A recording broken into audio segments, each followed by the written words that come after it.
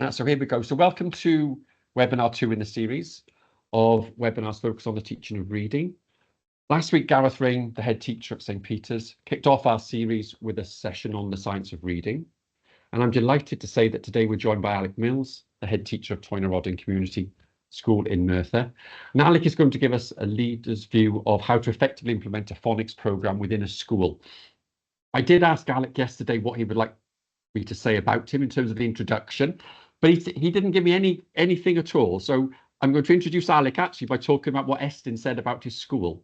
In February of this year, Estyn inspected Toyner, and amongst many strong features, they commented, "The progress most pupils make in reading is another strength of the school. Younger pupils quickly learn letter sounds and start to read simple words correctly. They read a good range of different types of books and can predict plot lines successfully. They use their reading skills very effectively across the breadth of the school's curriculum." And I think any school that has an inspection report like that from Estyn would be delighted indeed. So well done to Alec and well done to everybody at Toyner for that. Scarborough's reading rope is a framework developed by Dr. Hollis Scarborough to illustrate the complex and intertwined components of skilled reading. The rope metaphor emphasises how skilled reading emerges from the integration of two main strands, word recognition on the bottom there, and language comprehension on the top. Each of these strands then is made up of smaller interwoven skills that develop over time with instruction and practice. Over the course of this series of reading webinars, we'll be focusing on these interwoven skills. And today, we're focusing on the skills within the word recognition strand that include phonological awareness, decoding, and word recognition. As this model makes clear, there is more to the teaching of reading than just phonics. However, we know from the wide range of evidence the effectiveness of phonics in the teaching of reading. As you can see there, the Education Endowment Foundation, a teaching and learning toolkit that summarises educational research, points out there that the teaching of phonics has high impact for very low cost based on very extensive evidence. The skilled and systematic teaching of phonics is essential if pupils are to develop the reading skills they need to access the curriculum and fulfil their potential.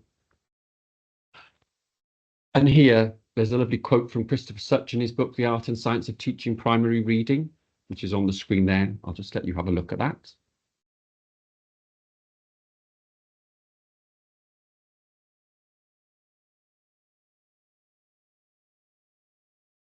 Okay, I think that sums it up very well then. I particularly love the fact, the mention there that the teaching of phonics in an explicit, systematic way is beneficial for all students and essential for many. So I'm going to hand over to Alec now to share with you how Toyner have implemented a systematic and successful approach to the teaching of phonics in the school. As I've said, Alec is happy to take questions at the end of the presentation. So over to you, Alec. Thanks, Gordon. Thank you to those of us who've joined us this afternoon. It's a very long term, and we feel like we're nearly at the end of the longest term in history now. So I appreciate your time this afternoon. At our school, first of all, if I tell you a little bit about that, I became the head teacher in April 2021. So we were towards the tail end of COVID and heading out of the restrictions. And our school is in sort of a fairly standard area of Merthyr Tydfil, really. On the next slide, Gordon, I've got a little bit about the context of our school. So we're a mid-sized school. We cater for children from the age of 3 to 11. Our ALN and FSM percentages, again, pretty standard. They're reasonably good for the local authority. We're not a particularly diverse community in terms of ethnicity, but we are a very diverse community in terms of the makeup of our school. We have we've had a couple of lead practitioners, and at the moment our phonics lead, who's going to be departing us soon, having attained a promotion elsewhere, is one of the lead practitioners for Central South, and that comes on the back of the work we've done as a school in this area. I've split our presentation this evening into three distinct areas, really, linked to some of the work we've done based on school improvement. And those of you familiar with the work of Simon Sinek will recognise the three questions there. So starting with why, and I've broken this into a mixture really of vision, because I think that's incredibly important. And those of you who are doing any work with the schools as learning organisations model will know how important that is for development in any school.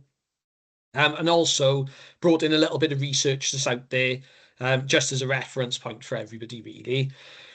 So upon appointment, we revisited our school vision and created a new one, which was giving our children the best possible start in life. In very transparent and open conversations with staff at the beginning of our journey, reading came out as an area that the staff recognised needed significant development. And we did a lot of research into the science of reading. I did have bits about that in my presentation, but Gordon told me to leave that to Gareth, basically. So those of you who were fortunate enough to see Gareth last week will all have had some significant information shared with you about the science of reading. So I won't dwell on that, but realistically, it was making sure that all of the staff in our school were on board with recognizing that really developing our children's skills in reading was going to be the key to giving them the best possible start in life, because of the way that it unlocks everything else for them, not just school-based and during, you know, their time in school and throughout curriculum work, but also for later in life for them as grown-ups. If you skip down, Gordon, to some of the research, I'll start off with the Institute for Fiscal Studies. A report was published in March of this year, and it made pretty poor reading, actually, for those of us in Wales. The Institute for Fiscal Studies were slightly brutal in their interpretation of the PISA results, and basically said that the lower scores in Wales can't be explained by higher levels of poverty. They looked at disadvantaged children in England and the difference between their attainment in those tests compared to those in Wales, and there was a large gap. They also were able to compare that the disadvantaged children in England either performed above or similar to the average for all children in Wales. So, you know, in terms of looking, you know, from where we are situated, 30 minutes, 40 minutes across a bridge, it seems as though the standards are significantly higher. And, you know, we are, in essence, preparing our children to combat for the same university places as the children who are growing up not that far away from them. Some of the other things in that study that were shared, it says that Wales, the local areas with the lowest performance for disadvantaged pupils are practically all in Wales. There are many areas of England with higher or similar levels of poverty to local areas in Wales, but achieve significantly higher. And they referenced places such as Liverpool, Gateshead, and Barnsley within that. And I think most interestingly for us at the stage we are now with our curriculum, they stated that the differences in educational performance between England and Wales are unlikely to be explained by differences in resources and spending. Spending per pupil is similar in the two countries, and they felt that the differences were more likely to be explained by long-standing differences in policy and approach. So I think that, you know, in order to really do the best for our children and give them the best possible start in life, it's important that we do look at what's going on in other places in the world where they are clearly performing better than us. So one of the things we did as a school was have a look into policy in England. The DFE, I've included a link on one of the slides in case these are going to be shared with people. So there's a link to the DFE website where they have information about their expectations for phonics. For those of you who are not really familiar with how phonics are taught in England, there are approved lists of systematic synthetic phonics programs. schools are expected to take one of those programs and deliver them. There's accountability measures in place in England because there are standardized tests that are done across the country with year one children. And it's just a very different approach. I think for most schools in Wales, if you went and had a look at the list of programs that are available, you would probably see a lot of familiarity in there. You would see programs that you either currently deliver or you've previously delivered. So I think for a lot of schools, the actual program might not be the thing that really needs looking at in terms of having a positive impact on what we do in this country. They've also given sort of an explanation of what they think or what a complete systematic synthetic phonic program provides.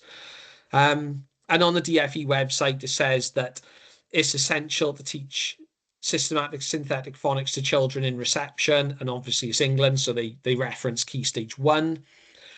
It says that there should be a structured route for children to meet or exceed the expected standards in the year one phonics screening check. So those programs that are approved by the DFE are the ones where they have confidence that it will have the impact they want it to have in their country. Policy is also interesting to look at around the world. In Ohio recently, and this is where it potentially becomes a little bit controversial. Get ready to mute me, Gordon. Ohio law bans school districts from using the 3Qing approach to reading, which is still hasn't been ruled out in Wales. Yet Ohio have made it illegal for practitioners to teach that. And I think interestingly, going back to Gareth, and I've got a quote from Gareth Rain of St. Peter's Roman Catholic School, which is, when the schools in which I've worked have moved away from multi-queuing, greater numbers of children have achieved success. And, you know, for those of you who know Gareth, he's incredibly knowledgeable and well respected. And I think if we've got a head teacher of that stature in our country saying things like that, we really do need to look carefully at the approaches we're taking in our own schools. Slightly further afield than Cardiff. Oh, sorry, Gordon, I haven't shuffled you through the slides there. I've just talked. I've bounced through several different things there. Slightly further afield from Cardiff, in Victoria, in Australia, they've now basically made it mandatory that systematic synthetic phonics are included. Their deputy premier is also their education minister, and I won't read that quote for you, but you know, certainly teaching in Wales, the bit that resonates really strongly with me is that schools need to do what's best for children, regardless of postcode, languages spoken at home, or neurodiversity. And you know, I think we were aware when the new curriculum was coming in that there was potential for a little bit of a postcode lottery to be something that might impact on our children. And you know, whilst Welsh Government haven't yet explicitly told us how to teach reading, there are certain things that are edging in that direction. But yeah, postcode shouldn't have an impact on whether children are taught to learn to read in the most effective way according to science. I was never an expert on phonics. I don't know, I would call myself an expert on phonics now, if I'm honest. But it's something that I've grown to be more passionate about throughout my career. And I don't think it was until I was a head teacher that that passion was fully ignited. So sometimes I sort of go off on a tangent, so please excuse me. Personalised assessment analysis of the assessments in Wales also makes pretty grim viewing. So attainment is down, and you can see there from the years that are mentioned, and the amount of the attainment is down. But I think on the next slide, again, is the thing that hits home the most, where we're looking at the overall average for a child who's eligible for FSM is around 21 months behind a child who isn't eligible for free school meals. And I think that there's been a lot of talk about how we make our curriculum more equitable, and I think that that's something that we've really thought carefully about as a school. So when I get on to the how in a moment, hopefully I'll be able to articulate to you how we focused on equity when we were looking at implementing this in our school. So to shuffle further through, there's a lot of research out there that tells us that this is the best approach to use. Um, and I mean, I prepped this presentation a little while ago now. There was an ITV News report in September. Guidance for reading is under review. There is a consultation document out at the moment, which I would urge people to respond to. I think for me, just because Welsh Government nor Estyn specify exactly how we should teach it, it doesn't mean that we shouldn't all be looking at the science and the research that's out there and committing to what research tells us is the best way to teach our children phonics. Right, on to the how. So the first thing that was needed was staff buy-in. And I was really lucky that the staff that I inherited at the school were in a position where they were being reflective about practice in the school, and they were all committed to the vision. So, getting that buy-in from them was hugely important. And I think that, one of the things that we were keen to use, if you go on to the next slide there, please, Gordon, was actually having some data, because it was easy to have the professional dialogue about practice and actually thinking, right, we could do this better. But I think the thing that hit home with us the most as a staff team was when we gave our year one children the phonics screening check from England. For those of you who are unfamiliar with it, it is a list of 40 words. Some are real words, some are nonsense words. The pass mark is 32, and our results were really, really concerning. The majority of our children were scoring in single figures. We had less than, I think it was 18% of our children actually achieved the pass mark. And that gave us a really solid grounding to be able to look over the border and think, well, actually, what's going on there is clearly having a more positive impact on the early reading skills of children than we're able to do at our school. So we did make a whole school commitment. And part of that whole school commitment was to really throw ourselves into professional development. Now, some of you will be really lucky that you work in schools where you have really knowledgeable people. We went externally for the experts that had written the program that we chose to implement at our school. At first, because obviously there are financial implications to things like this, at first we had our teachers trained. And then very quickly we realized that to really be equitable and to have the greatest impact on the children, we needed to have our support staff trained as well.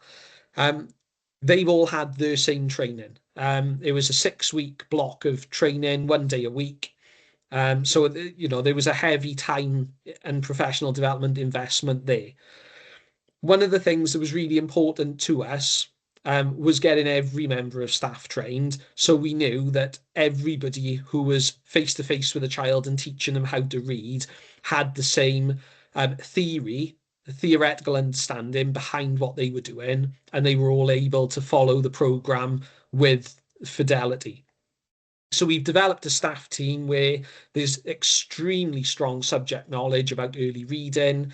That there's a real strong understanding of fidelity, and I think that if you're going to take away one thing from today, if you are using one of the systematic synthetic phonics programs that are on the DFE approved list, I think before you sit back and relax and think, oh, great, we're using one there, I would really look into the fidelity that those programs are being followed with. And that means that we don't do phonics the Toyn way. We deliver it exactly how it's been designed to be delivered by the experts, word for word.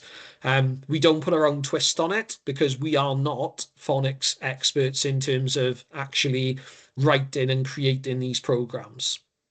And then to link into Gordon's introduction in terms of developing more than just phonics, the professional learning that we invested in for our staff actually introduced them to Scarborough's reading rope. And we were able to make other changes along with this at the same time. So we developed a whole new way of teaching literacy to teach reading skills beyond just decoding. So I think that the fact that we were developing that in other areas really supported the work that was going on. There's CSE do some wonderful training on Reading Reconsidered, just to give you a bit of a plug there, Gordon. And we've implemented some of those things in our school as well. But I'm not allowed to talk about those today. We're just talking phonics. If you want to skip on a couple there, Gordon, for me, please, and we can get into resourcing. This was really important in the how, because giving the staff the expertise they needed to be really confident at teaching early reading skillfully wouldn't have really been all that helpful if they didn't have all the other things they needed to go with it. So there was a heavy investment in training. We also purchased decodable reading books that align to our reading scheme. If your school was in England, that would be a general expectation that it happens. And if it didn't, Ofsted would have something to say when they came to visit. The linking of reading books to the reading programme is much looser in Wales. And, you know, I think most schools in the country would probably find some books lurking around their school that actually aren't decodable. They're nothing to do with the program that you're using for phonics. And I think if it's one of those things where that extra investment in resources really strengthens the children's ability to learn to read really effectively. There was a big culture shift amongst our parents when we introduced our decodable readers, because it does away with the racing through stages. And it was getting our parents to understand a mastery approach to things, and that, you know, we are checking with their readers at home that what we've taught them has been encoded to their long-term memory. So we needed to run a series of workshops with our families to get them to really understand what was happening, because initially we had these books are too easy. So that was a big culture shift, really, but a really useful one to go through. And I think you ride out the storm of a few sort of queries and questions, and eventually it just becomes the norm, because the parents can see the impact of what's happening. So, oh, apologies there, my lamp was on a timer. Let me turn that off. Right. So a big financial investment. And I have to say, as a head teacher, it's been the best money that I have spent at our school because of the positive impact that it's had.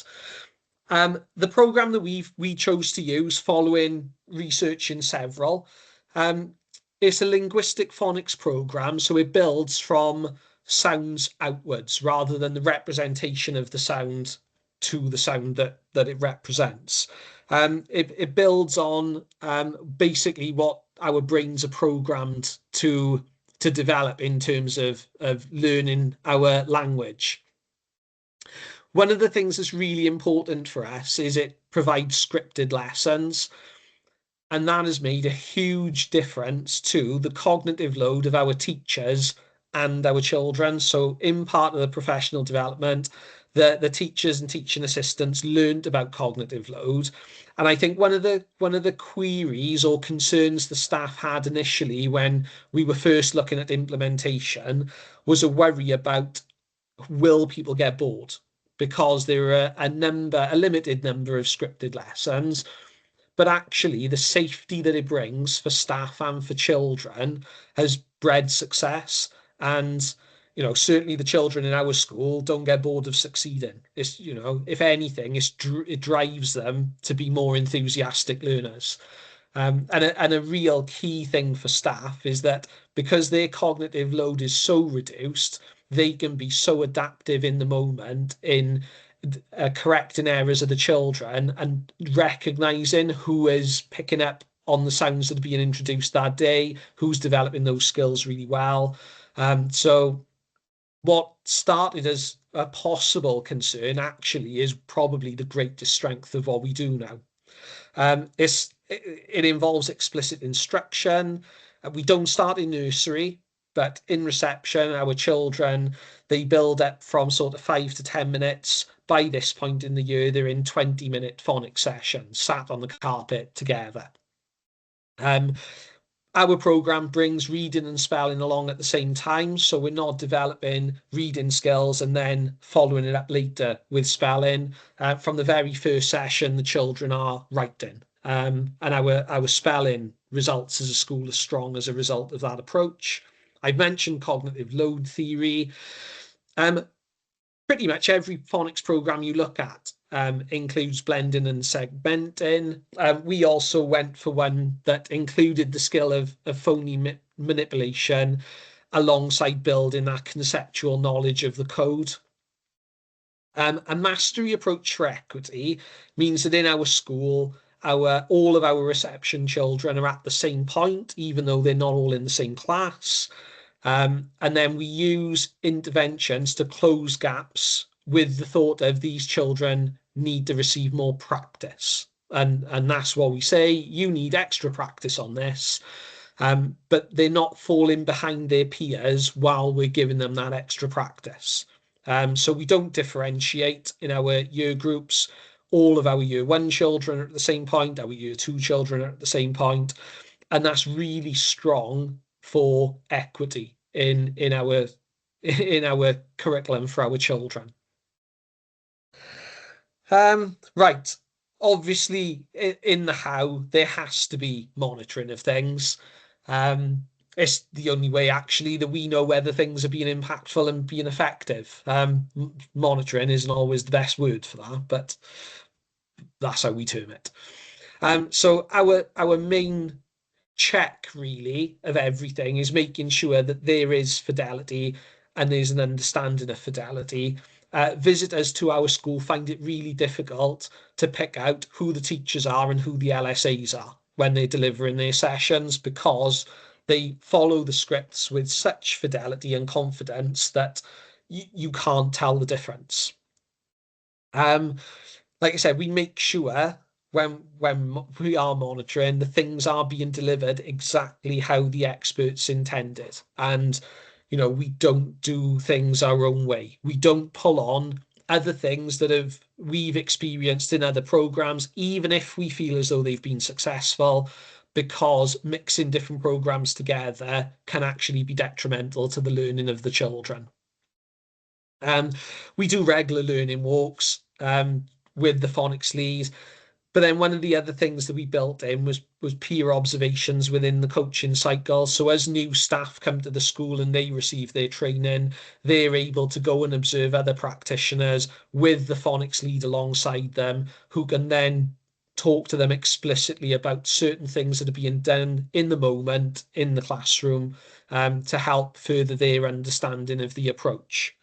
So yeah, it's never a nice thing, but monitoring is important. Oh, that's a fancy background, Gordon. I haven't seen that one before.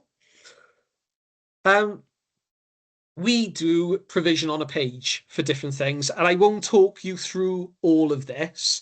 But whenever visitors come to see our school and talk to us about phonics, we always let them leave with a provision on a page, just because it quite nicely sums up what we do and why, and it's a handy reference point for staff as well. So we've got these for different areas of learning, and these are on the wall in the staff room. It was a nice sort of confidence boost for staff to have them available when Estin were in, because we are all very busy, and although we all had that professional development, sometimes people can forget certain parts of it. So it's a nice little reference, and like I said, I won't go through it, but it's in there for you to look at, and something I would recommend actually in considering for your schools for different things. Right, where are we? We should be on the what now, Gordon? Hey.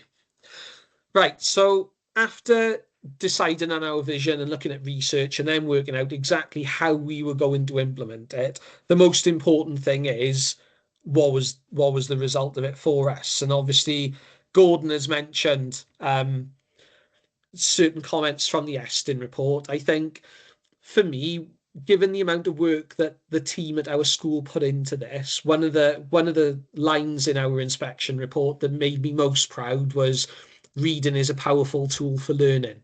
And I think that sort of sums up how we were able to build from an initial starting point of looking at how we taught phonics, understanding the Scarborough reading rope, and then broadening things out across the curriculum. And I think that's one the staff were really proud of when they saw it. In terms of standards, because ultimately that was what we set out to do, was how can we make our children better readers. One of the things that was really interesting is how quickly staff started recognizing the difference in the children. Um, at the time, our reception teacher, who went on to be our phonics lead, she had recently moved from year 2 down to reception. She came to see me one day and just said that she couldn't believe that the children she had in reception were able to decode as effectively as the children that she'd sent on to year 3 the previous year. And I think that was really important for staff. When we talk about staff buy-in, for them to be able to see such a quick impact on what they were doing in the classroom and how that was benefiting their children, that was huge in sort of building our staff passion for it and our enthusiasm, and realizing that these phonics sessions are probably the most important thing we do every day at our school. And sometimes things happen and things get dropped or things get shortened, and phonics isn't that thing in our school. Phonics is the thing that happens no matter what. If the fire alarm has gone off during the phonics session, the time is still given to it later in the day. So that was a really big thing. One of the other things that we noticed was how the children's engagement in learning positively improved in other areas of learning as well, because they were becoming more proficient readers and more fluent readers. We were finding that they were able to more easily access other areas of the curriculum. And strangely enough, the explicit teaching approach of having the children sit in for quite a while when they're young, and focusing specifically on something actually really helped us in developing their habits of attention and their ability to focus for longer periods of time on things. One of the big things for us was how the well-being in our school was developing, because we were focusing on academic things, but the children were being really successful. And as I alluded to earlier, nothing breeds positive well-being and enthusiasm for learning than being successful at it. So we saw a huge difference now. And walking our school, it feels like a completely different place than it did 3 years ago. In terms of sort of staff development as well, like I said, the staff are much more knowledgeable. They're very, very confident, and we were able to get, one of our staff became a lead practitioner. And we've had loads of visitors to the school. And one of the things that I think Gordon will pick up later is I'm happy for anyone to come and see what we're doing. But rather than contacting me and me having lots of visits, if you contact Gordon, and then we'll arrange something, because sometimes I think you've got to see it really.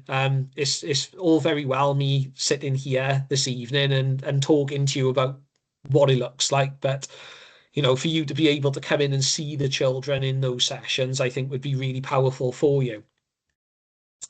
And we were included on the ITV News report. I had someone from the local authority stood behind the camera shaking their head at certain questions to make sure I didn't say anything I shouldn't say. And I'm very grateful for them for that, because I'm still in the job. So if ever you're contacted by the news, call on the comms department of your local authority. They're brilliant. Right, because we'd taken the initial data with the phonics screening check, that also meant that it was something that we we use every year now. So our year one children in the summer term, they always complete the phonics screening check so we can see how they're doing. We implemented termly assessments for code knowledge and skills because we very quickly realized that our reception children, if they weren't going to really be tested on it until the end of year one, we were potentially having bigger gaps to close than we needed to. So we started developing our own termly assessments. We still do the phonics screening check because actually it's really important that you're capturing some sort of measure of progress that sits outside of the program, because the children will always show that they're making progress, but having something that's a little bit more standardized is really helpful. Welsh Government don't want a phonics screening check, so I find the one from England online and we use that. We do a spelling age test. It's more or less bulletproof that a child will have a higher reading age than their spelling age. So rather than testing them twice, we just give them the spelling age test. 2/3 of our children from year one to year six who are tested perform above their chronological age for spelling. And that is way beyond what I thought we would ever achieve. So, we're really proud of that. And our national test data is strong, because our children are really effective at decoding.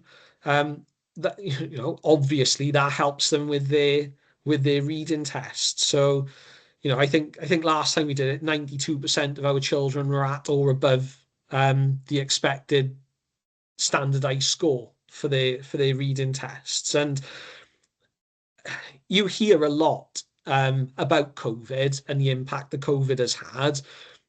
Standards in our school are much higher now than they were pre-COVID. So we're not talking about how they came out of COVID and we sort of tried to repair some of that to get back to where we were. We are far and above where we were previously. And I've got no doubt that it's as a result of this at the heart of the changes that we've made. I didn't video any pupils for you.